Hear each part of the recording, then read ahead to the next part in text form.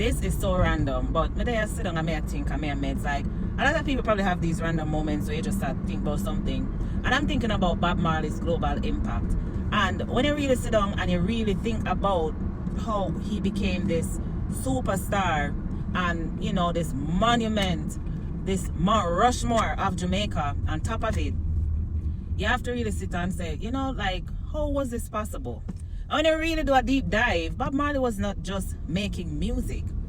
He was putting out messages out there. And you have to understand, like, during this time, it was like the 70s, the 80s, where a lot of people were afraid to speak up. A lot of leaders were afraid to speak out about the oppression, racism, inequality. Yet, Bob Marley was doing it. And at the same time, he was a Rastafarian, which would have been 10 times worse.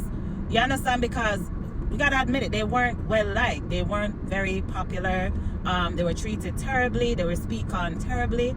And yet still, this Rastafarian came out and he started making music like this, which impacted a lot of people. Many people across the world could relate to it. And Bob Marley said, "Emancipate yourselves from mental slavery. None but ourselves can free our minds." I felt like that. I feel like it go over a lot of people's heads.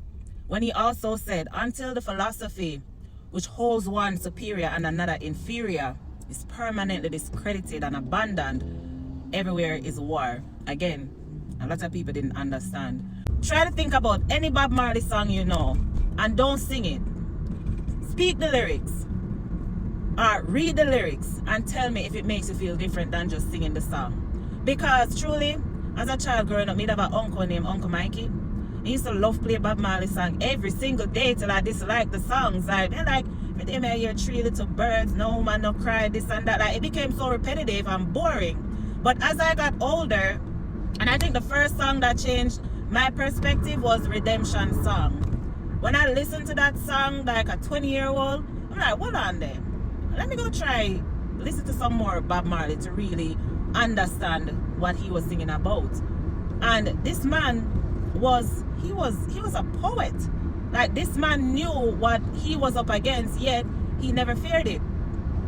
So, and when I think about like why he remains on the chart, is because these are still issues today. And, you know, people can still relate to these issues. And not many people are singing about it, especially dancehall reggae artists. They're not really singing about stuff that affects mankind globally, where people from many different nations can actually relate to these things. So, big up Bob Marley. Big up Bob Marley. He should be at the top of the Jamaican Mount Rushmore. Have a wonderful evening.